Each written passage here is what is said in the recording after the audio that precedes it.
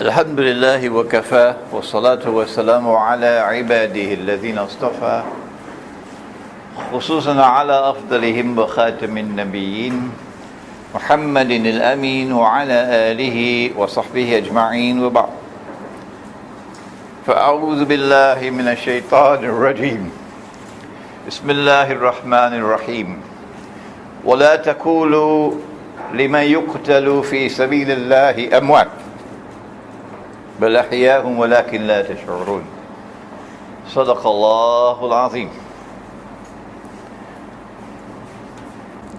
It is indeed an emotional moment.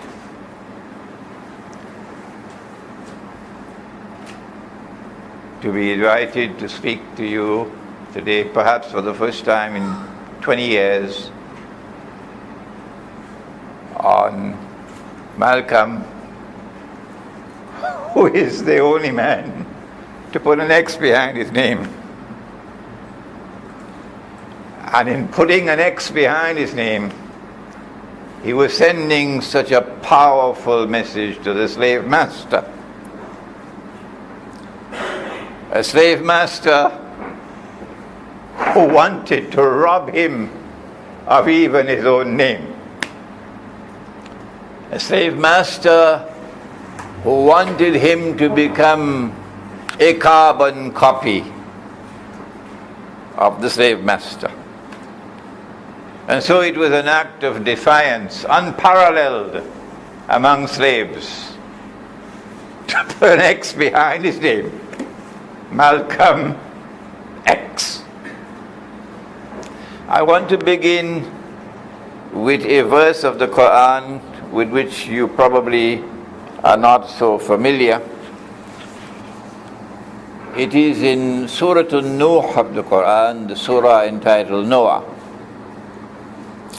And Allah tells us something about who we are as human beings, as men and as women, as men and as women.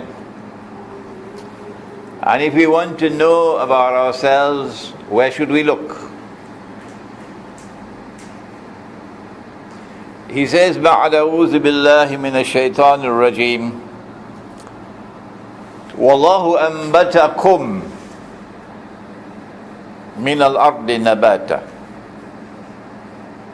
He doesn't say والله أنبت لكم, والله أنبتكم من الأرض نباتا. And Allah has created you from the earth. He has brought you forth from the earth like trees and plants.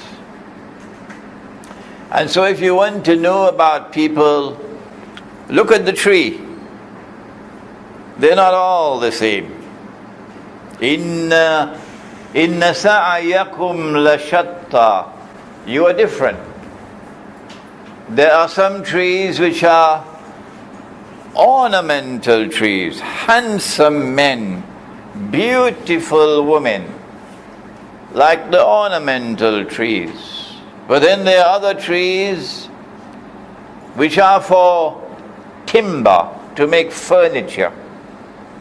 And you don't take a tree for timber and send it to the beauty salon to make an ornamental tree.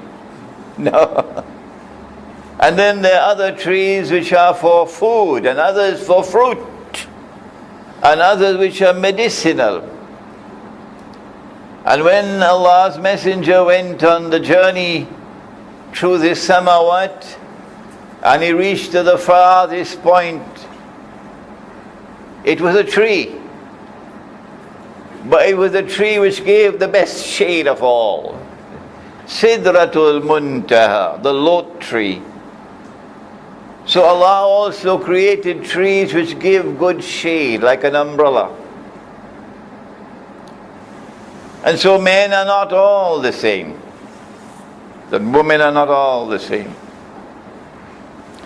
And we must look to the aptitude of a person to see what kind of personality would come, what kind of possibilities there are for growth. what kind of versatility there is in this child. And so, once in a blue moon, a Malcolm is born. And for a few moments today, we will look to see what is it there was in Malcolm that made him so different from the rest. But what do we say of a tree which, when you cut it down, and that's what they did, and that's what they've been doing all the time since then, with their state terrorism and their Mossad assassinations of people. And an aeroplane drops out of the sky, and another American senator is dead. Another aeroplane drops out of the sky, and a president of Pakistan dies with an American ambassador on board. What do we say of a tree which they don't like this tree? So they decide to cut it down. What do you say of such a tree that every time you cut it down, it still keeps on growing? No matter how many times you cut down this tree, it just keeps on growing. That was Malcolm. And that is the Shaheed. And that was the verse with which I began. When Allah says, and the Mossad can take this and put it in his pipe and smoke it. Do not say of those who've been killed in the way of Allah, in the way of truth, in the way of justice. Don't say of them that they are dead. You can't kill them. No, they are alive, but you can't see them. There is a metaphysical application to the verse that they are alive in another world of space and time. But there is an application here that no matter how many times you kill Malcolm still lives.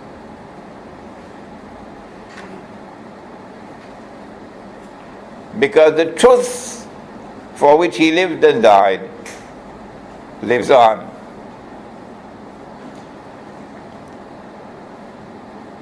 And that is as powerful a message as that any message can be delivered when we speak about Malcolm. It was September the 22nd of 1995. This is my book, Signs of the Last Day in the Modern Age. And there is an essay in this book on Malcolm X. And I couldn't remember the date, and then I remembered that this essay was there. And I went to the essay and I found it. It was September the 22nd, 1996, And I was invited to be one of a panel of speakers to address a subject beyond Malcolm X, the future of Islamic leadership in North America. And the program was held in Midtown Manhattan. I had arrived in New York a few years earlier, and my profile was quite high in the tri-state area. But wherever I had gone to speak, I was always speaking about Malcolm. So the African American imams were curious. Who is this fellow? Well, they don't say fellow, they say guy. Who is this fellow from the Caribbean island of Trinidad? And he's always talking about Malcolm. And word finally reached Malcolm's wife, Betty Shabazz, Dr. Betty Shabazz. So I was invited to address the gathering together with three other scholars, one of whom was Palestinian, one of whom was an African American imam, and I can't remember who was the fourth. And Betty Shabazz was invited to come and listen. When I arrived at the hall in Midtown, Manhattan, I was escorted to meet with her, Malcolm's wife. She was sitting at the back of the hall, behind everybody else. And as I was introduced to her, I got scared because she didn't smile. Her face was very stern. So I was very uncomfortable. And then she explained that I'm sitting at the back so I can listen to you better. So I knew that I'm going to be tested tonight. And I began my address by saying that Malcolm lived for Allah, and that Malcolm died for Allah. And that's the future of Islamic leadership in North America. We need men with backbone, men with commitment, men who would live for Allah, and men who would be prepared to die for Allah. And then I went on with my address until I made a mistake. I pointed out that Malcolm was still learning about Islam, as our last speaker was saying.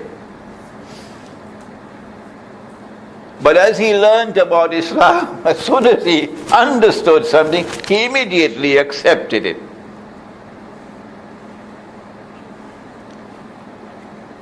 And one of the biggest problems of all of the world in the age of Malcolm, and since then it has been growing, has been the problem of riba. This is poison. Once you are injected with riba, it paralyzes you as an individual, as a nation, as a civilization. And you're incapable of fighting back because you are paralyzed because of riba. It is a new form of slavery. So I said that Malcolm did not understand the subject of riba. And the evidence is there in the autobiography that Alex Haley wrote. He dictated to Alex Haley, and I wish we could get those tapes. And then Alex Haley wrote the autobiography. That when his house was firebombed 1 week before he was killed, he went to Alex Haley and he got an advance to use as a down payment to get a mortgage to buy a house. Everybody buy houses that way, with riba, a bank loan on interest. And here is evidence that Malcolm did not know the subject of riba. Because if he had known it, he would never have done that. When the program was over, Betty Shabazz was invited to come forward and speak. And she took her time to walk forward. Oh, she walked forward very slowly from the back of the hall, and my heart is in my hand like that. What is she going to say about me? Because she'd been hearing about this fellow from the Caribbean, only talking about her husband. She came up to the platform, took the microphone, and began by her address by looking directly at me. The Imam said,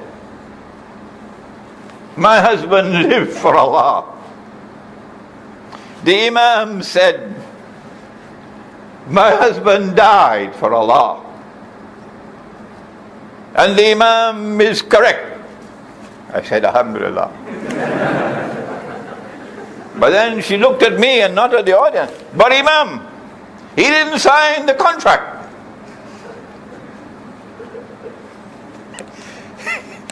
He was killed before he could sign the contract. So he didn't die in riba.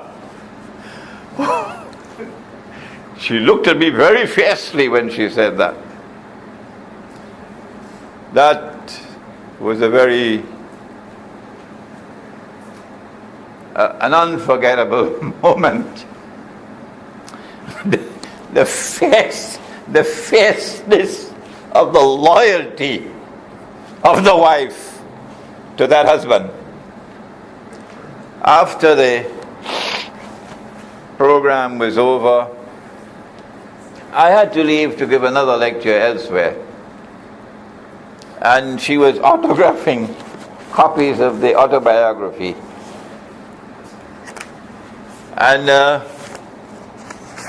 she autographed one for me. And it was sent to me after the program was over. And I put it down here. I couldn't remember what it is she said. She autographed a copy of the autobiography of me, and this is what she wrote. "You are a leader for men and women of all ages and all times. And may the peace and blessings of Allah forever guide you." And she signed Haja Betty Shabazz, Mrs. M.X.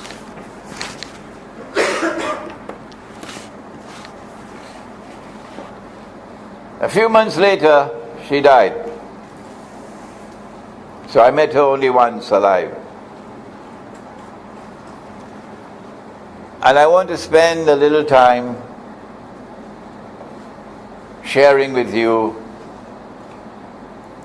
the news of her death, because it has so much to do with Malcolm.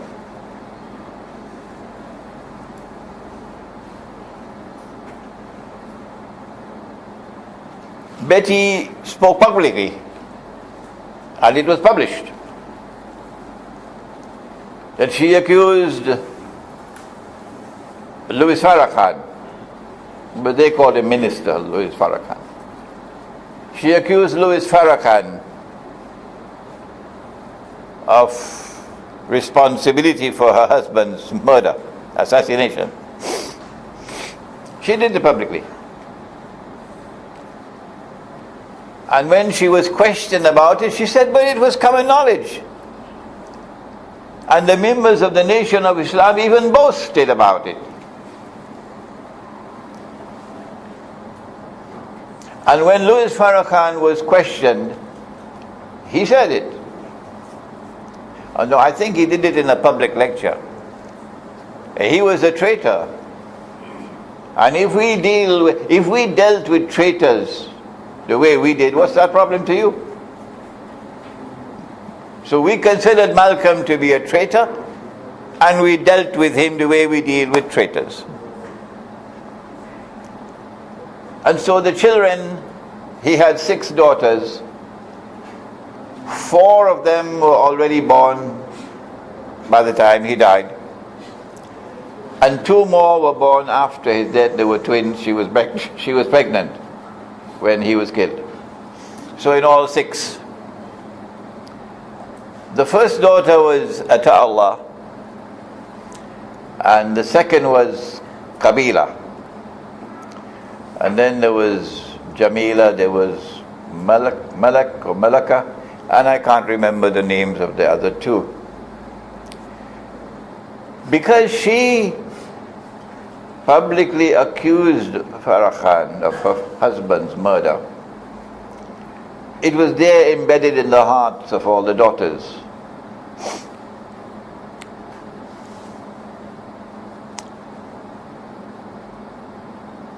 But the Million Man March was supposed to make Louis Farah Khan the undisputed leader of the African American people. And the Million Man March was in October 96, perhaps. And there was a big stumbling block in the way of Louis Farah Khan's Million Man March succeeding. A million men marching to Washington. And that stumbling block was, of course, the tree. No matter how many times they cut it down, it just keeps on growing. That was the stumbling block.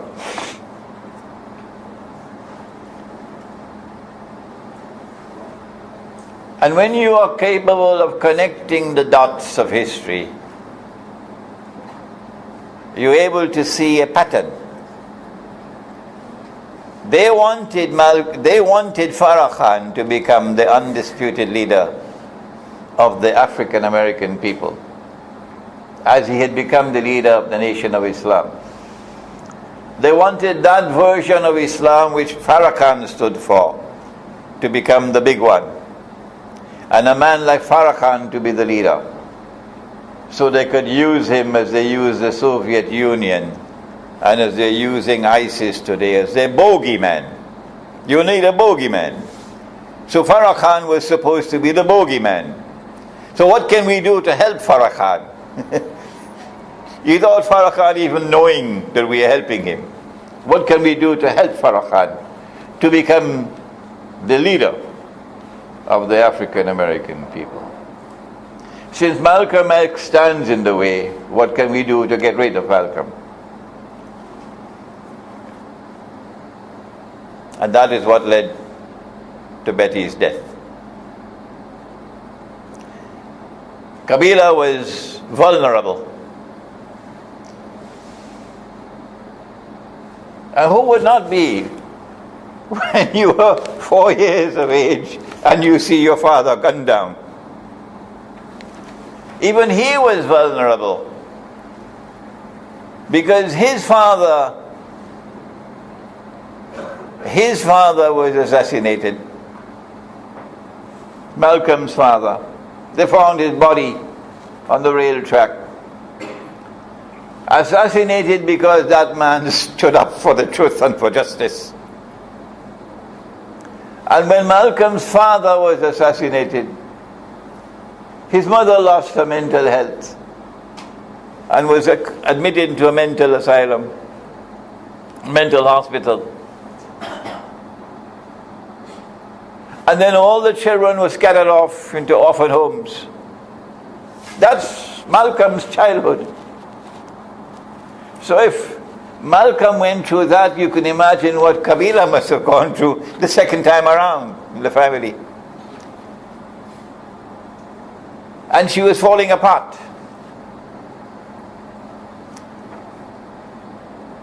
She had a child, and I recently learned the father was Algerian, and they named the child Malcolm.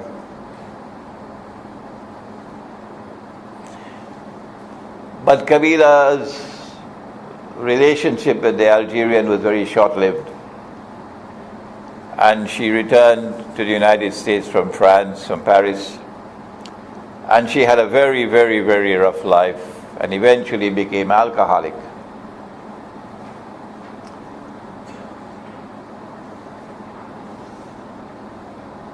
and hence was vulnerable. And the the FBI use informants, and they use people to entrap you. Shame on you, FBI. Shame on you, FBI. Shame on you. To send people to entrap you. And that's what he did. She thought he was in love with her. And together they made a plan. And he recorded it to assassinate Farah Khan. When she began to become hesitant about it and was trying to withdraw it, he is the one who was saying to her, no, we must stay with it. So if that case ever went to the court, the FBI would look terrible, terrible, if this case ever went to court. And then he handed over the tape, and she was arrested. And she faced 90 years in prison and about $2 million in fines for conspiring to assassinate. This was a bumper crap now, like what happened in France a few days ago. It's a bumper crap. You can benefit a lot from this. And so now Betty is vulnerable. The Million Man March is around the corner. We need to get this tree out of the way that is standing in the way. Malcolm.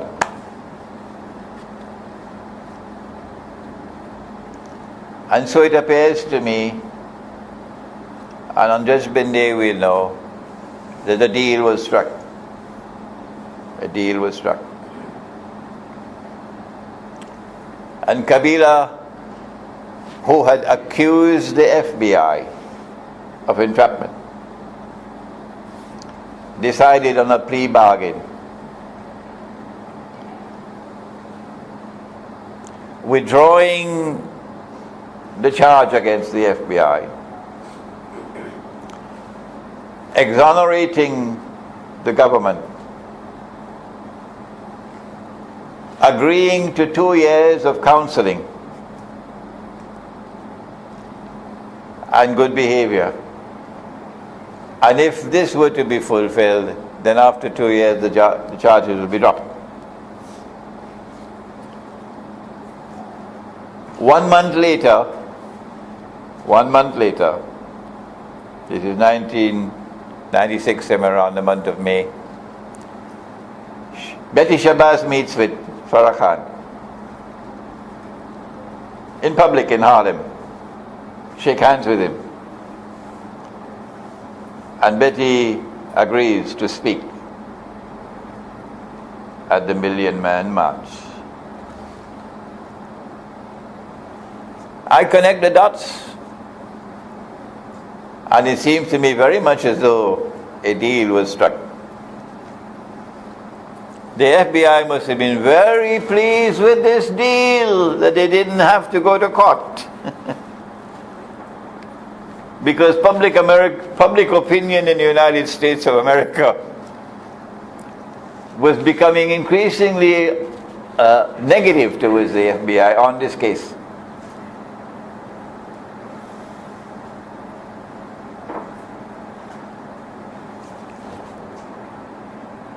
When Kabila had to go to the counseling for 2 years, the court ordered that her son Malcolm would stay with his grandmother. And she is in New York, Kabila is in California. The son is not only vulnerable, the son is lost. It's tragedy after tragedy after tragedy after tragedy. And grandma is too strict with him. So something snapped. Something snapped. He was just 12 years of age. And one day, while grandma was out, he took kerosene or petrol and he poured it from the front door of the house, the carpet, to the back. and waited for Grandma to come. And as she entered the home and she's walking along the carpet, he waits and then he strikes a match. And she's engulfed in the flames and suffers 80% burns all over her body. My wife and I rush to the hospital. And we meet all the 6 daughters there. And for 3 weeks she lingered on until she died.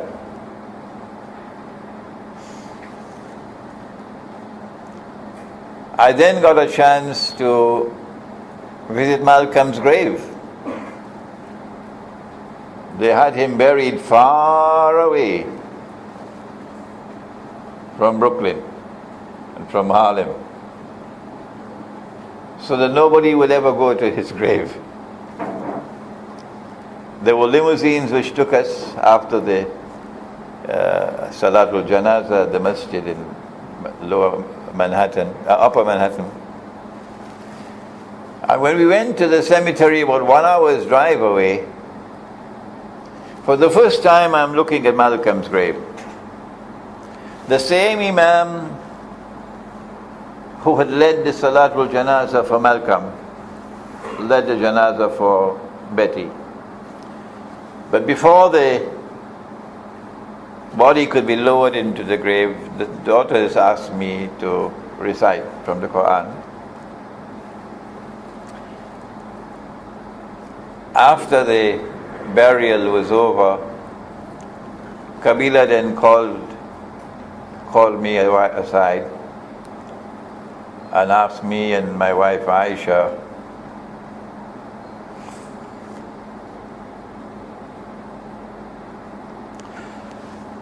whether we would agree to take guardianship of Malcolm now that the grandmother is dead. So the court would have to appoint someone else. It broke my heart to say to her that we had our departure from the United States within 2 weeks of the funeral. We would not be in the United States. We had to go for an interview in Trinidad for the US immigrant visa, the green card. And when we returned to the United States the next year, Kabila called me to ask whether I would go with her to the juvenile detention center where Malcolm was being kept, about 2 hours drive. And unfortunately again, I couldn't make it with her, and I never had any contact with Kabila after that. But nor with any other daughters of Malcolm after that. But if the dots have been connected correctly, and they did make a deal to get Kabila off, and the deal was to appear with Farrakhan, shake his hand in public, and agree to speak at the Million Man March, I think that would qualify as an act of betrayal, because Malcolm would not want it. If they had not made that deal, and if Betty had said, I prefer my daughter to go to prison for 90 years than to make a deal. Well, public opinion in the United States would have been so powerfully in her favor that the government would have been in monkey pants. What can we do to ensure that this case does not come to trial? That's what they should have done. And maybe in making that deal, the writing was on the wall. And that's why she met her end in such a violent way.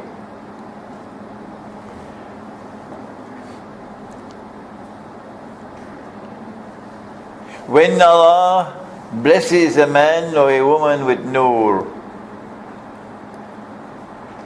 as Malcolm was blessed with Noor. You're able to see what otherwise cannot be seen. And when you live for Allah, you never betray the truth. Not for $5, not for $500,000, not for $5 million, not even for your son or your daughter facing 90 years in prison. No.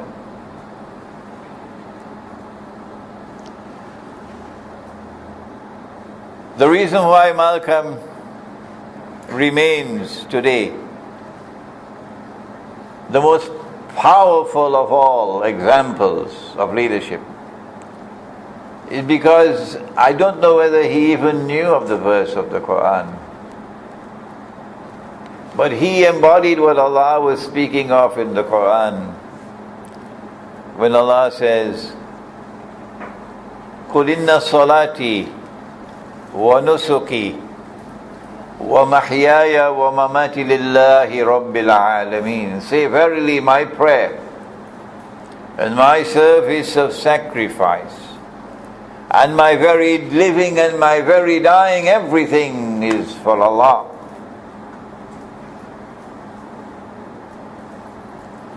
So the head which bows in worship with Allah, before Allah, will not bow, will never bow to the slave master.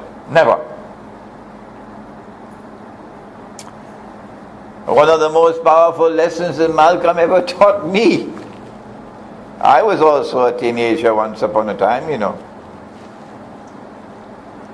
And I was also inspired as I was 19 and 20. When Malcolm spoke about the house slave and the field slave, and I wish the governments which now rule over the world of Islam would stop for a moment to study the subject of what's the difference between a house slave and a field slave. A slave is one who does not have his freedom. The slave master has taken it away for him.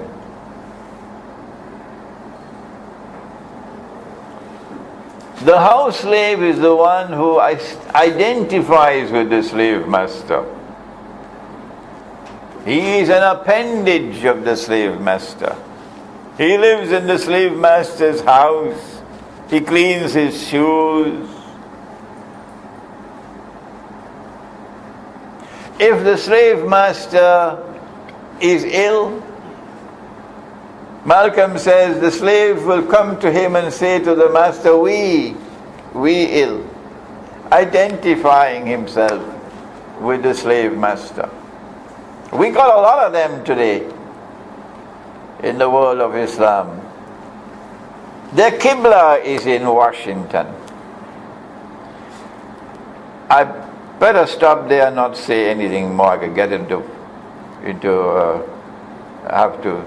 difficult explanations, so let's stop there. Their Qibla is in Washington. We sick, we ill, slave, house slave.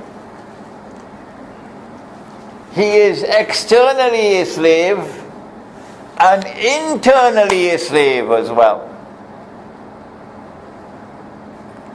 He has been colonized. Even in his mind and in his heart, he has been colonized.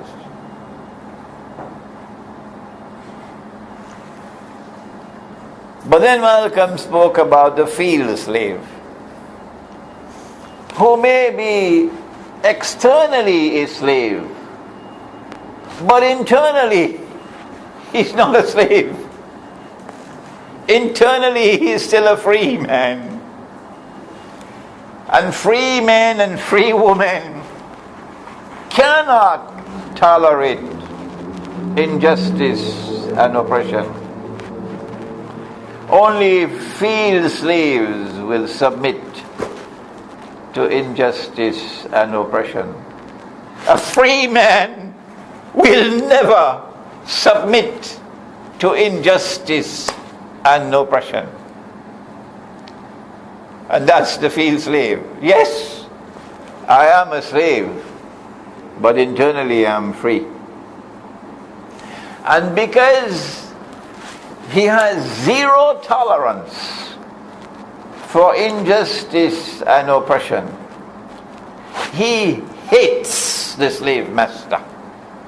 And he hates the system of slavery and oppression. And so the slave master is scared of him. He's dangerous. Malcolm would say about the field slave, if the slave master's house is on fire, the house slave will be running for water to try to extinguish the fire.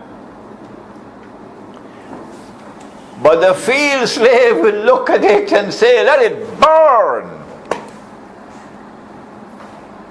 Let it burn.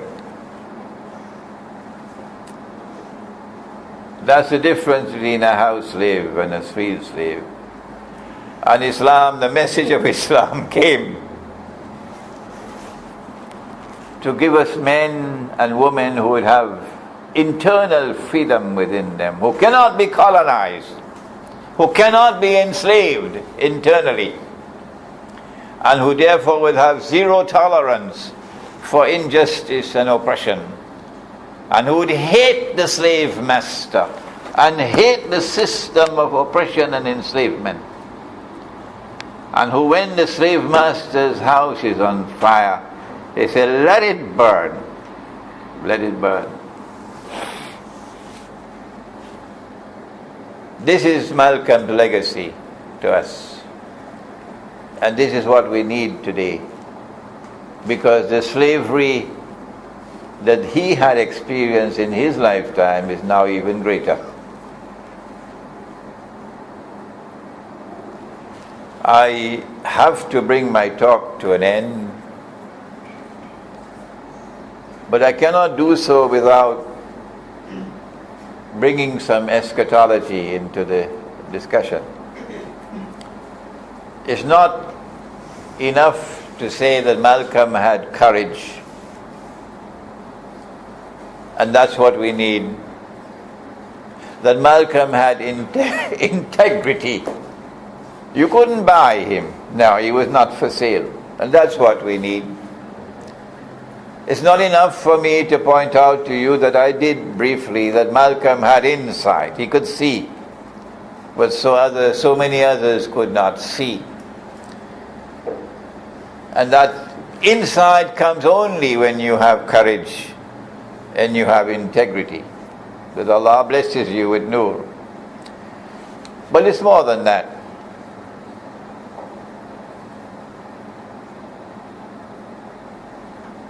There is a mastermind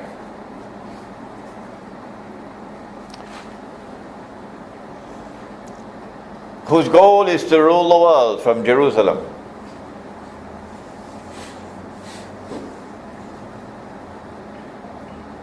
And when he does so, to declare that I am the Messiah, Al-Masih.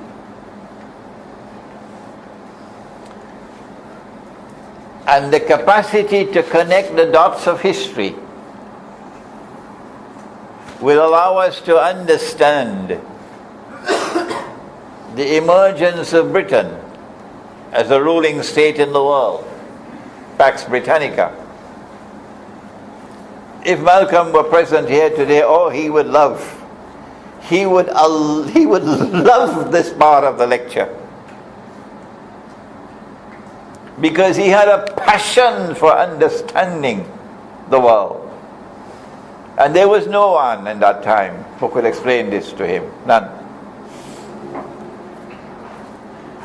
Pax Britannica came into being at stage one of the process, which will culminate with that mastermind ruling the world from Jerusalem.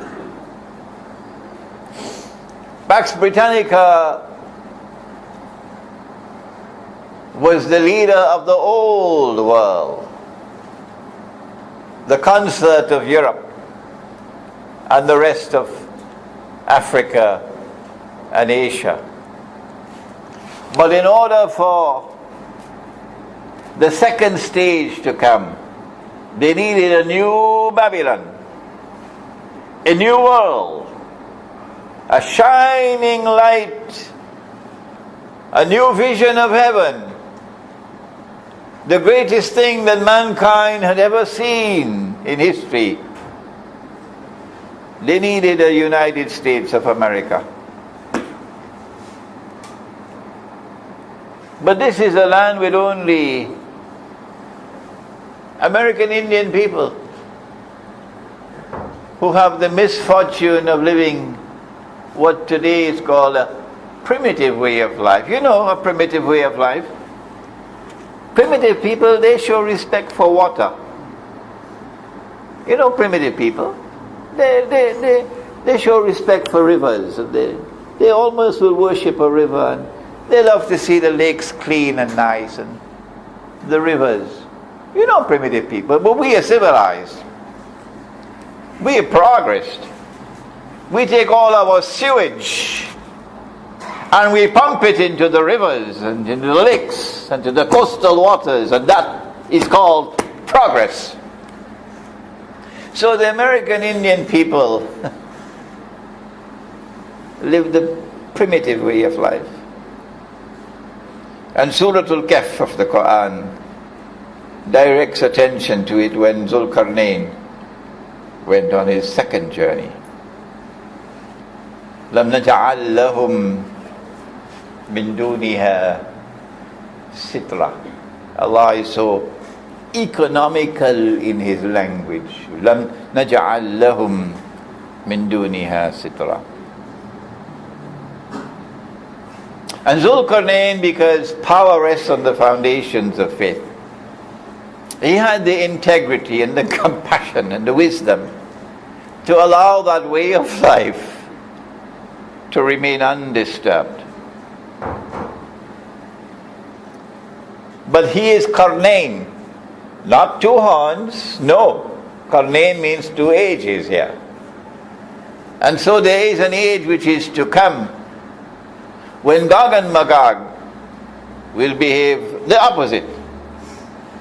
And the primitive way of life will be destroyed, so that a new Babylon, a new heaven rather, could emerge in North America. You can't build it overnight. That's what they did. They built it overnight. What Europe took hundreds of years to build, they had to build it overnight, because Pax Americana has to succeed Pax Britannica. And in order to build it overnight, you have to do what Pharaoh did. He built the pyramids with slave labor.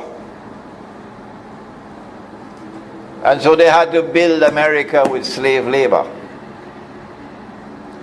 And that's why they had to take Africa out to build America. But who cares about that today? When you leave Egypt and you leave Pakistan to go to heaven, to live the good life in the United States, that the United States was built with African slave labor. Well, those African slaves who become house slaves, we don't have to worry about them. We could put one on television and make her a star called Oprah. We could put others out there and make them boxing stars. We could put others out there and make them musicians, and and they will become entertainment, and they would constitute no threat. But what do you do with the field slaves? We must ensure that they all become Christians. Our version of Christianity, the Western Christian version of Christianity, which says you mustn't grow a beard. The only one who is allowed to have a beard, and a big one like that, and who visits once a year with reindeers flying to the sky is a fellow called Santa Claus. Everybody else, shave off your beard. I'm talking about that version of Christianity. I call it the Santa Claus version of Christianity. Not the other one which is in Russia. This one wants to make all the world carbon copies of itself. This Christianity, which allies itself with Judaism and makes a Judeo-Christian alliance, and the Quran speaks about it if you have the time to read my books. But that Christianity has not made an alliance with Judaism. The one which still has monasticism, Rahbaniyya. That Christianity does not want to make carbon copies of itself all over the world. No. Orthodox Christianity in Russia and in Greece and in Bulgaria and in Armenia and in Syria and in Egypt, Orthodox Christianity does not have that agenda of transforming all the rest of mankind into carbon copies of itself. When will you wake up? So the African American people must become carbon copies of this version of Christianity, so we can box them in. But there's always the danger of Islam, because Islam was the dominant religion of Africa and we're taking the slaves from Africa. So we must give to them a version of Islam so that the field slaves will be taken for a ride. There are many in the United States, when they listen to this lecture today, are going to be very angry with me. But the truth is the truth. The Prophet ﷺ warned about many Dajjals. He said, Dajjaluna kazzabuna qaribun min thalathin. There would be so many Dajjal, there will be almost 30 of them. Before Mr. Dajjal himself comes along. And they will all claim to be a prophet. They will all claim to be a prophet. And Elijah was taken for a ride. He claimed to be a prophet. And he said that Allah came in the person of our Muhammad in Chicago, of all places. And appointed him as a prophet.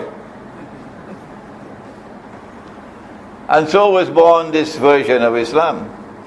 But that is only the fun part of it. That's not the serious part.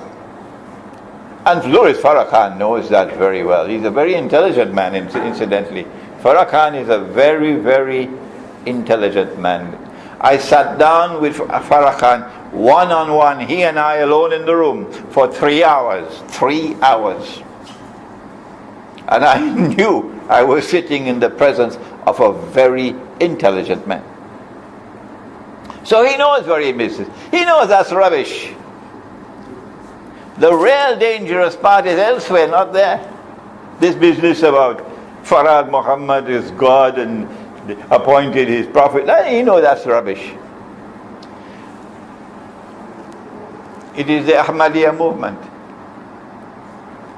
The Ahmadiyya movement of Mirza Ghulam Ahmad was up to its neck with the Nation of Islam, indoctrinating the Nation of Islam to the extent that Walis Muhammad died with those beliefs.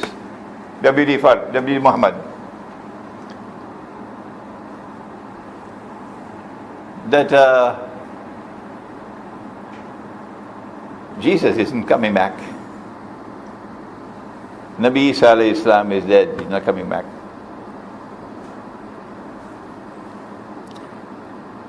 That he, Mirza, was the Imam al-Mahdi.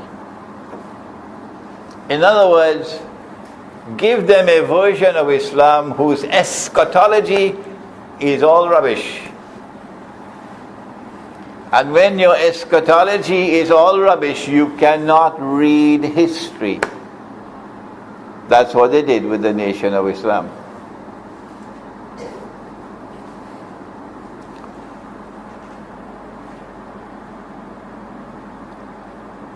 But in the same way that Allah took out of the palace of Pharaoh,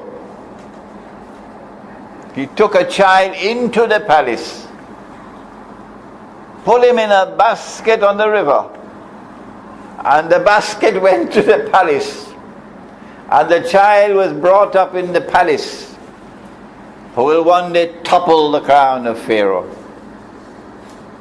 So too, from within the bosom of the Nation of Islam, Allah brought out a diamond of Malcolm X.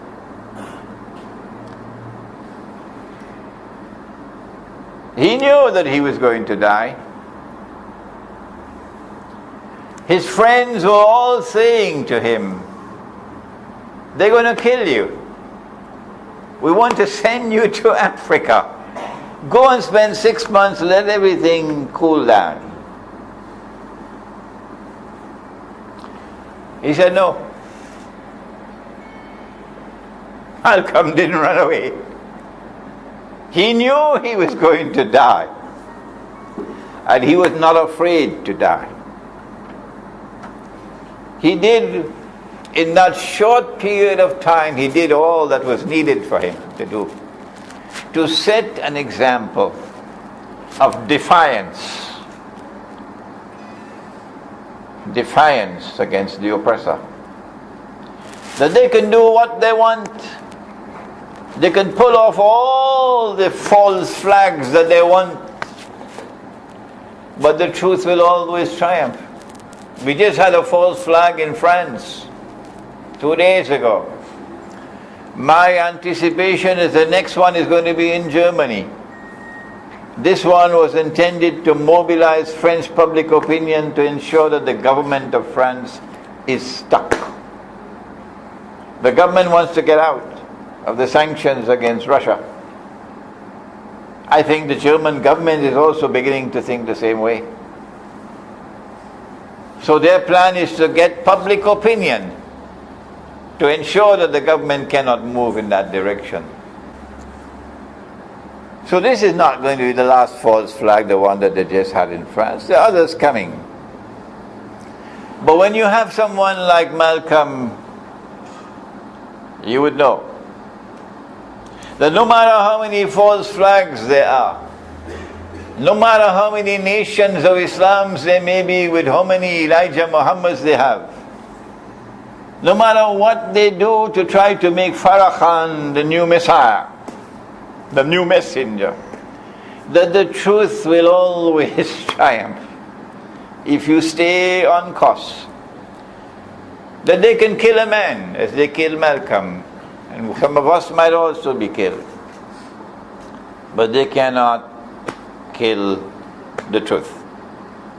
I pray that from amongst you who are here today, and those outside who will listen to this talk, that Allah will put into your hearts that love for freedom, that you ensure that you never internally colonized and internally enslaved, that love for justice, that you will never submit to injustice and oppression, regardless of the price you have to pay. ربنا تقبل منا إنك أنت السميع العليم وتب علينا يا مولانا إنك أنت التواب الرحيم برحمتك يا أرحم الراحمين آمين.